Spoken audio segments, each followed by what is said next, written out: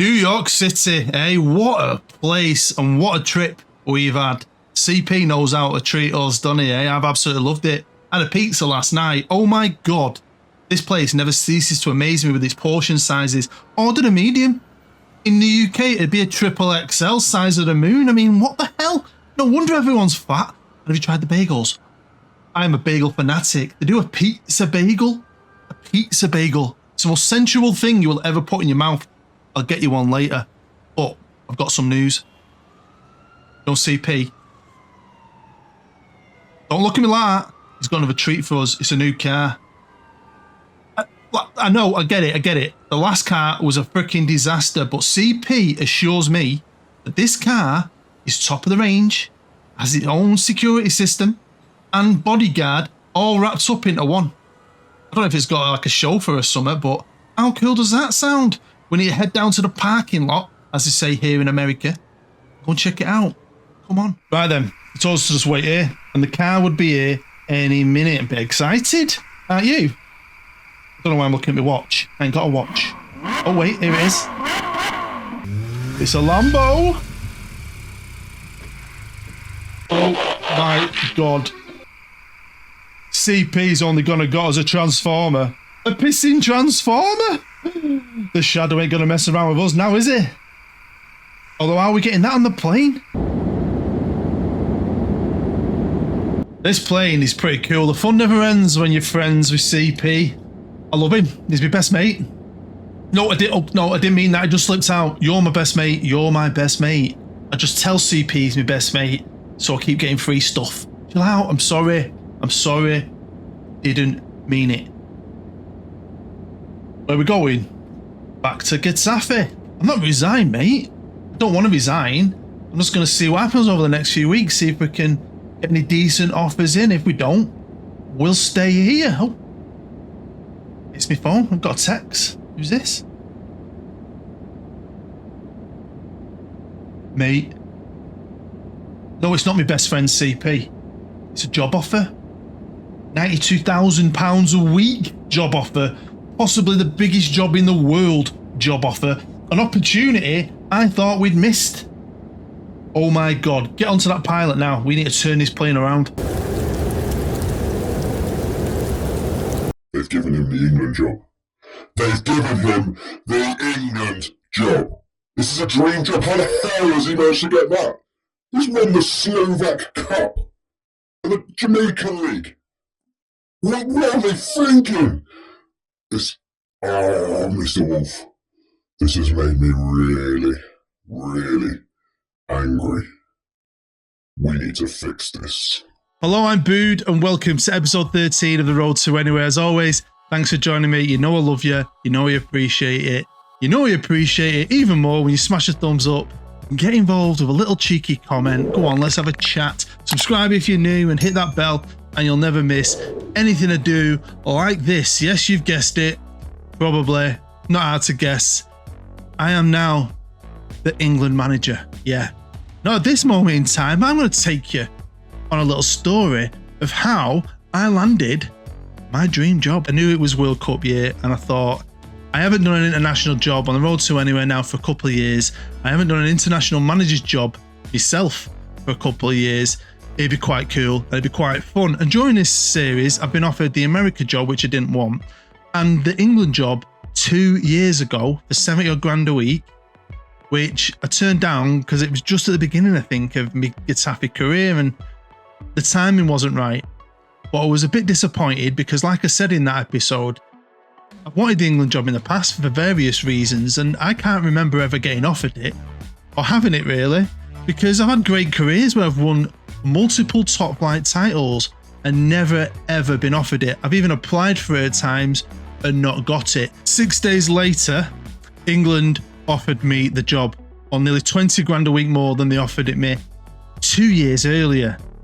I'm super excited. I am a proud Englishman. Unlike Ben White, who recently turned down the chance to be in an England squad, I am not going to turn my back on my country, especially when it's something I fancied trying out for a long time. It's something different. I am super excited about it. The timing is perfect, but I was a bit baffled really because it's only 2 years since he offered me the job. When they did offer me that job a couple of years ago, it was because Stefano Pioli resigned. Now, he got to the Nations final and lost it, but he won the Euros, right? And resigned on a high. And that's when they came to me and offered me the job. Now, I turned it down. So they, of course, have gone to Roberto Mancini, who only did it for a year and retired. Now, I didn't know that. I didn't look. I've been too busy. So they didn't even offer it me then. They didn't even think about me. And they went to Luis Enrique, who's done it for a year and 3 days. Now he's resigned. He didn't get the sack, but he's resigned, and the conspiracy theorists were going mental on the internet over this because he was beaten in the World Cup quarter-final by his own country, Spain. So, you know, it looked bad. It looked bad. And they've come to me to sort things out. But Football Manager, it loves interweaving things, because when I accepted the job and became England manager, you can, of course, be a dual manager. I don't want to do that. I could have stayed on at Getafe. And when I resigned, it was quite cool. I don't remember seeing this before, but they said, don't worry, we totally understand you want to be 100% committed to your international job. There was no animosity. It was great. But of course, Getafe are in search of a new manager. It was Luis Enrique. Luis Enrique resigned from England. I've took that job and he has taken my job at Getafe. And I'm pretty happy with that because he's one of the better managers on the game. He's one of the top end managers because I've got a 4-year plan, 4 years, 2-episode plan, really, if I can keep the job. They'll have to sack me. I ain't going to resign. I'll try and hang on as long as I can because I'm very excited because we've got 2 tournaments to look forward to. We've got the Nations League coming up, but they're not bothered about that. They're going to judge me on the big competitions, which is the Euros in 2036, which will be in Germany. So that's my first protocol. And then we've got in 2038, the World Cup, which is in South Africa. So very excited. I hope I can get to both. Really, really do. But I had a lot of work to do because, you know, I haven't been a national manager in this game for ages. You can have way more staff. I wanted to rebuild the staff, get down to St. George's and sort things out, get as many cool staff members and max it out as possible. Straight away, I was absolutely gutted because I realised that 31-year-old Jude Bellingham had retired from football that summer. He's just retired. Captain material, absolute baller. I was devastated by this. Now then, here's a 4-year plan over 2 episodes. That's my plan if it all goes to plan. Now, squad-wise, I can't show you everyone. I mean, it's hard enough showing you every single player in a club squad. Can't show you every single player because there's a lot. There's a few old guys still knocking about. Foden's still a good player, even though his star rating's dropped. We've got Saka somewhere. But I do have some talent. Now, my talent is very top-heavy. Demetrius, the right winger there from United, is great. So is Halcrow from United. Shaquille Van Persie is actually Robin Van Persie's real son, who's 17, I think, right now. He's 27 on here, and he is brilliant at City. David Beasley's good. Walsh is a good player. He's at City. I think he goes to Juventus at some point. It's at the back. I've got one really good defender. Right? Couple of okay centre-halves. I've got a WONDERKIDS centre-half who I play for England consistently. Can't get in his own team. Decent full-backs. The goalkeepers are shit. When you give a young player a chance, and this is Christy Hodcroft, who is at United, right? Just gone to United. He is a powerful centre-back, becomes a WONDERKID, and he plays for me for the next couple of years. Don't get a game for United, not in the league anyway. But I like him. I want to progress him. When you give someone their first cap, you become a favoured personnel. So I've got this 4-year plan. I've got to think about players like Christy, who are 18, 19, who are going to be 22, 23, 24 or whatever. By the time, hopefully, I get to a World Cup, and then, you know, keep a few of the old pros, because if someone's old, like a Saka, who does come in and out of the squad sometimes, old but still very good, I'm not going to be ageist. I'm going to keep him around. Now, I know the Nations League isn't important, but this was my first game, and I was just hoping this is how it was always going to be. I played Slovakia, a place I used to live in during this series. Had a great time in Slovakia, although I think all Slovakians now hate me because we destroyed them. I still want to do well, and we did very well. Played 6, won 6. Now, we played Poland, Slovakia, Wales, Poland, Wales, Slovakia. Now, what we'll say is, no offence to any of them teams, are all right. but it felt really easy. But I know we're weak at the back, in goal and in defence in certain areas. Midfield, wide players, forwards, stacked with quality and experience. I just felt like when we got to play someone tough, that was going to be the real test, and it probably was. So the semi-final of the Nations League, 3-0, you instantly think, yeah, that was all right. You're still coasting. England manager, it's easy. But when you look at their match stats, they were way better. They were way better than us. They felt better than us. I just got a couple of highlights that were goals. We just scored goals, right? I mean, the guys at the back played well. I even brought him back. I can't never say his name. Guel. He don't play much for me, but he came back. And then we got to the final and we rolled our luck again. This was just pure luck. And I'm happy that they didn't care about it, because at the end, you don't get a trophy ceremony. You get a trophy in your England cabinet, but you don't get a ceremony. It just ends. That's it. There's nothing. No one cares about it. It's a friendly tournament, really, isn't it? But they slaughtered me. And I have no idea how we hung on. And we hung on to penalties. How about the most important bit? Well, the qualifiers. Group G, we topped it, right? But you know, we had some great games. I'm not going to lie, we had some good games. So there are my wins. Lots of goals, beat Moldova 8-2. Fantastic, right? That game was a toughie. Turkey are a good team, to be fair. But again, I'm just thinking, I know we beat Portugal, but I felt we were lucky. Germany really should have beat us. This is all easy peasy. You don't play really any friendlies. I can't lie, I feel great. I felt like this team, now we're going to the Euros, once we start coming up against big teams, we're going to have to outscore them, because we might struggle. You still get bits of news about the Premier League and other leagues around the world, and it came up, one of the stats about Jude Bellingham being the best player in the league, best passer, ratings and all that stuff. And I'm looking at him thinking, God, he's still only 32. He's still only 32. He'll be 33 by the Euros next year. And I was just looking at him. Now I know, and I don't think this, did they used to be able to do this at International Manager? I've never looked myself. Now I know when a player in your team is going to retire, you can ask them to reconsider it. And sometimes they do, and they might give you an extra season. But I went on his national team and it said, ask him to reconsider retirement. Really? So I asked him. And even though he's been out of the England fold for 2 years, he says, following your approach, Jude Bellingham has decided to return to international football and is willing to play for England again if you decide to call him up. If I decide to call him up, he's still the best player in the country. Now then, it's the 14th of May 2036. Not a lot happened, really. I had a long time off. You can't sort out any friendlies. There's no Nations League. I was okay with that. I've sorted out 2 friendlies, pre-tournament friendlies. I've played one of them at this moment. But the European Championships in Germany, 2036, the groups have been drawn, and we got Italy, who were pretty good, Serbia, who I swear to God, when I look through their team, I nearly cried, they are awesome, and Sweden. I tell a lie, we could arrange a friendly in April, nearly forgot about that. And the only team that was available once I realised I could, in the top tier of teams, was the Ivory Coast, who we beat 4-1. What I did do is sort out 2 friendlies against rivals. I wanted rivalry games at home to give us a slight advantage, but to, you know, test them, passionate games. And, you know, forget Germany and stuff like that. Our 2 biggest rivals have got to be the Scots, even though I love Scotland, and Argentina, who bloody hate us. So let's go through it and try and share it with you as much as possible. So my 3 keepers have pretty much been my 3 keepers throughout. Dom King was the main man. Well, then Richard Thompson's got a little bit better. He's become the main man. Stuart Moffat, who I think is at Arsenal, I've given 2 caps to. He's not played 4 games.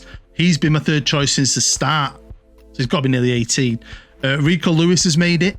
He's a guy that came in and out, but he's still got a lot of quality and he can play in a lot of positions, even though he plays for Man City. Jules Olunga is my main right back. He's been fantastic. He's at Spurs. Johnny Patton is my backup right back. Mark Bradford is my number 1 centre half. We've got Jared Branthwaite. Is that how you say his name? Still a decent player. He was the best available. George Armstrong's another good young centre half. He's at Liverpool. Christy Hodcroft, who hasn't played for United, as you can see, but has 13 caps and 3 goals for me. I like him. He's a wonder kid now, isn't he? I'm pretty sure he's a wonder kid. There you go. What are United doing? My left back, he's the best one. He's at Bournemouth. but he's the best one. The backup left back, it says he's a left midfielder. Andrew Pittman is a left back, to be fair. But let's go back up quickly. We've got Adam Wharton, decent player for Arsenal, 32 years old. He's turned out all right. Sam Ryan, central midfielder, was the captain. And then despite his dummy out a bit, I want to give it to Jude Bellingham. Andrew Bishop is my backup right winger. Obviously, Jude Bellingham, still very good. I'm hoping he can do bits for me in this tournament. Archie Gray, again, great player. You've seen him earlier, I think. Nathaniel Hondy is coming in and out a little bit recently. He's starting to get better. He was a wonder kid. He's not anymore, from Liverpool. Saka's made it. He's still got a lot of quality. He's me, Dimitris, my number one right winger. We've got Alex Nippard, who I think's decent, and he's 27. He never had a look in for England. I gave him a game and he dominated that game. Scored a goal. I think he set one up, and he's been pretty much in and around the squad ever since. David Beasley's my main man behind the striker. I think he's absolutely brilliant. He had a lot of interest recently. He's not now. Julian McNally is a wonder kid striker from West Ham. West Ham have got some ballers, to be fair. Shaquille Van Persie is class. It's like watching his father. I love it. Jared Halcrow, my number one striker. And Nathan Walsh. Was he at City? Yeah, he's moved to Juventus over the last year or two. And he's balling out in Serie A. So then, we beat Scotland in our warm-up friendly 3-1. But I lost McNally, the youngster. We didn't beat Argentina, who were honestly started out great. And I thought, Christ, this is it, proper test. But then we just came good at the end. The biggest thing from this game was Thompson, my keeper, finally cemented the number one spot. Injured. I haven't played from this point, but I have a lot of time today. Everyone's either at school or at work, and I don't have to go back to work myself for a couple of hours. So I'm well ahead of myself. But I can't show you every single game. So if I don't get through this group stage, I don't deserve to be England manager. I don't deserve anything.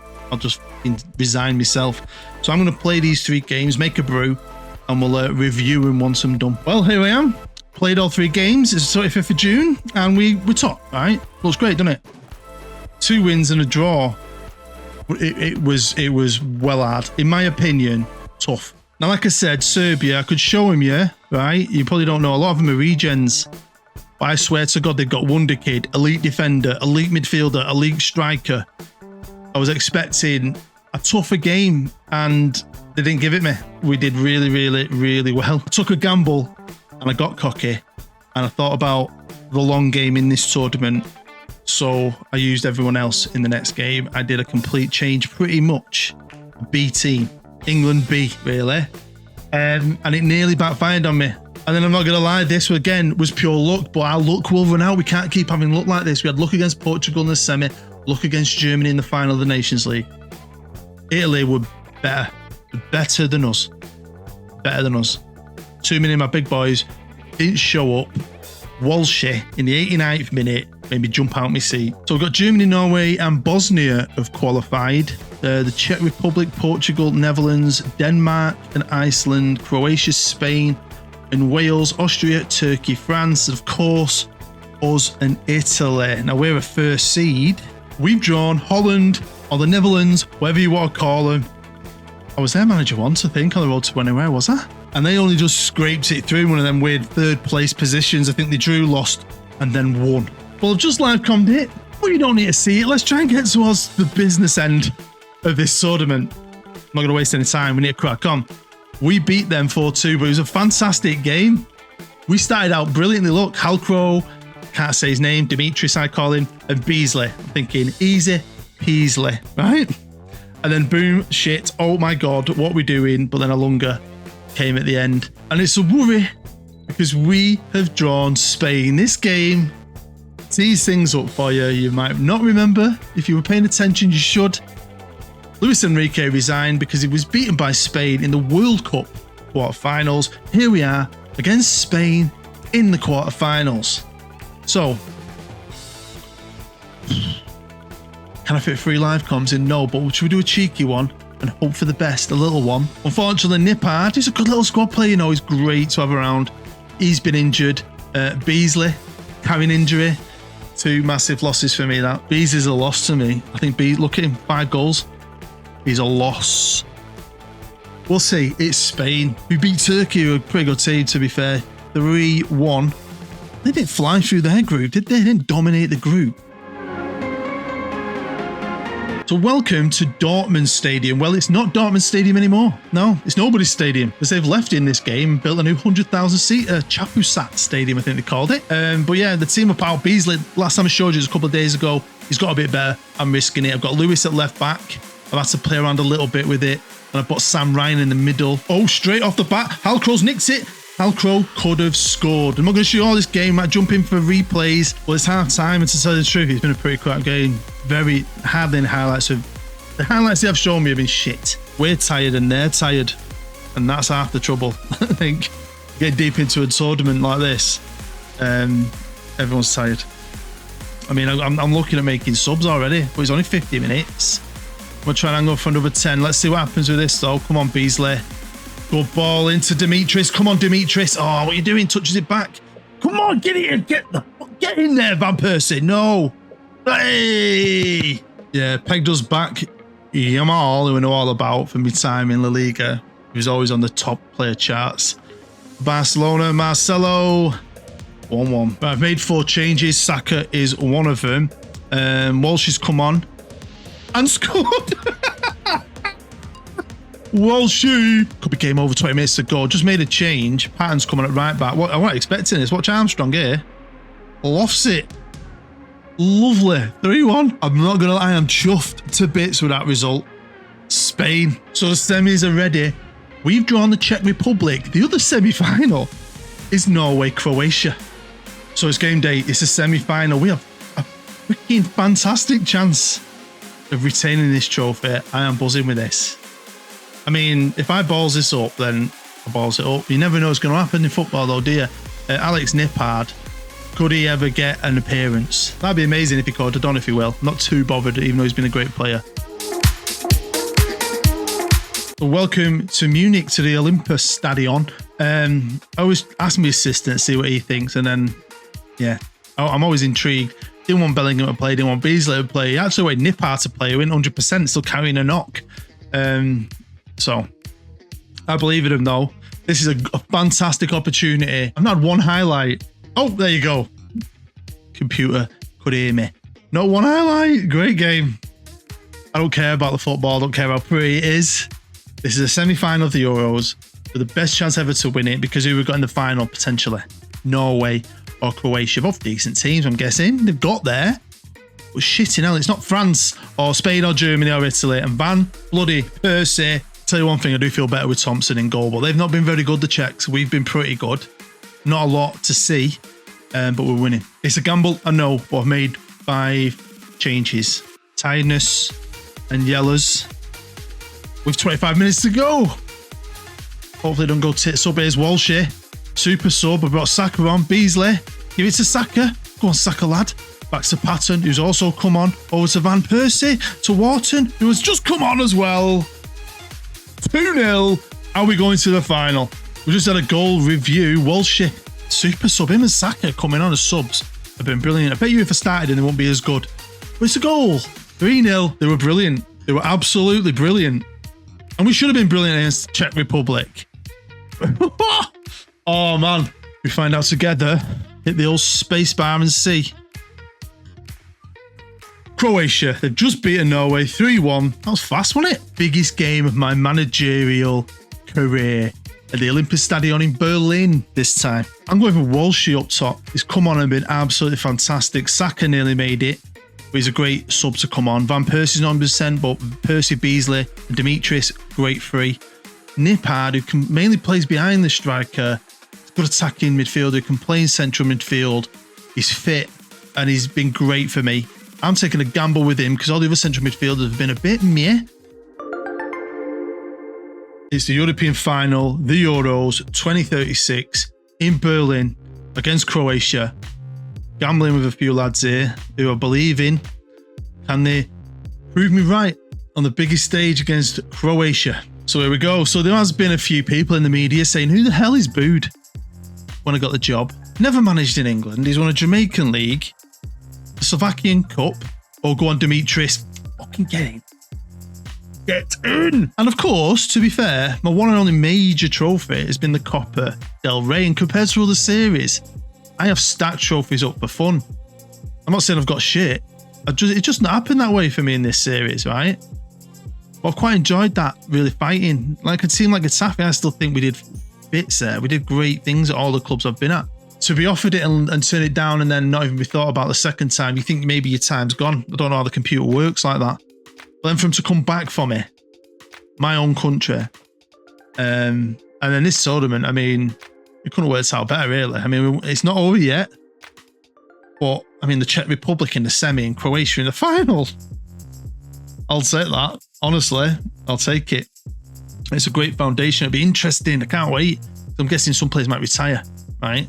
And I've got 2 more years to build and maybe develop some of these young players in the Nations League to progress towards that World Cup. See, because the team might look different. Will Bellingham hang on a bit more, or will he retire again? I wish he was filming at night, because I would definitely be drinking. But Van Persie, Tarico, who's really proved me wrong. I didn't fancy him at first, even though he looked good. I was like, Miko Lewis, City player. Harvey Elliott's still about, and he's decent. But I can't stand the permed Scouser. So he's never had one looking in one of my squads. Anyway, it's half time. It's 1-0. We are edging it, but it's only 1-0. So while I'm here, thank you for watching. Thank you for supporting. Let's see what happens with this corner. Nothing. Smash that thumbs up. Get involved in the comments. Subscribe if you're new and hit the bell, and you'll never miss anything I do. Someone's been asking me recently, I need to catch up on my comments about stories. I've got the odd idea. Greeno really enjoyed writing his story last year. He's writing a couple that I will turn into videos. The real Greeno is not dead. Not the ghost of Greeno. So they might be. I usually do stories towards the end of the year. I just want to enjoy this road to anywhere. You know, I don't care. You know, views drop off, but I enjoy the journey. I always do. And I've got a goal in mind. I want to do well as I can with England. And then I want to get back into club management, which will probably be my last job. But yeah, today as well is my son Fletcher's 7th birthday. 7 years ago today, I became a dad, and honestly, it changes your life. I'd put it off for years. My 20s was a party, man. Go to work, get money, get ruined. Me and the wife, trips to Amsterdam, me and her, my mates, doing all that. Took it a bit too much into my 30s. So, you know, I didn't have Fletcher till I was 38. Shows you how old I am. And do I wish I'd done it sooner? Part of me thinks maybe. But I think I'm more responsible now. I don't think I'd have been a great dad in my 20s. It's maybe a bit too selfish. But he's the best thing that ever happened. Of course, we've had his brother 3 years later, Jackson, who's going to be 4 later this year, which is mental. And I love my boys. I love being a dad. And what the hell's going on there? It has been Jude, I think, taking him. It's Jude again. European final!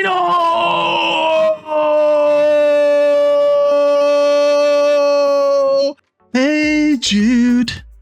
You're coming off right now. Right, Ryan's come on.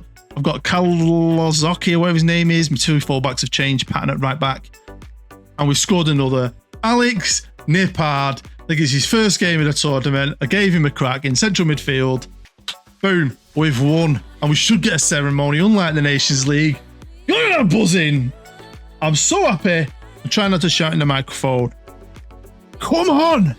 I know if you're not English, you probably hate England, maybe. But it's my country. I'm a proud Englishman. And like I said before, it's something I've always wanted to do. I've been looked over when I felt like I'm probably the best English manager on the bloody game, and you're giving it to some tin pot twat like Ruud van Nistelrooy, who I love. But do you know what I mean? I've seen that before, and that's irritated me. But there you go. Bellingham steps down as England captain. I'll shit myself then, because I kind of want him to carry on playing. But he'll still be playing. Back-to-back Euros. I'm absolutely buzzing that while I've been here, I've picked up a Nations and the Euros, but now the 2-year plan for the next episode. It is the road to South Africa. It is the road to the World Cup. What a campaign. I am still on cloud 9. Do you know these rumours that I might be getting knighted? Subdued. Yeah? You could be my squire. This party's still going on in the street. Seriously. This has been the best feeling I've ever had as a football manager, to win something proper, bring some joy to my beloved nation. And even though I hate living in London, this freaking apartment is sweet to know you can enjoy this one. CP hasn't given it us. No, this has all been laid on by the fact that we are earning a fortune, and I cannot wait for the World Cup. 2-year plan. Your cone placement, I think, will take us straight to Africa. Some good times ahead. It's time for some good times. We've had enough bad ones.